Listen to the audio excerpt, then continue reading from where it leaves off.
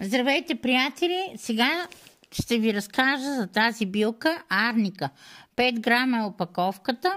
Може билката арника да се използва при парализи, при епилепсия, задух, бронхит, ревматизъм, мозъчни, очни и кожни кръвоизливи, възбужда сърцето и централната нервна система, при гръдна жаба и при сърдечна слабост. Начин на приготвяне и дозировка. 2 супени лъжици от билката се киснат половин час в 400 грама вряла вода. Пие се по 100 грама 4 пъти дневно преди ядене.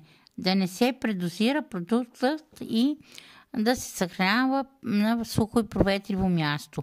Телефона ми е 0889 89 30 98. Аз съм едноличен търговец Ета Димитринка.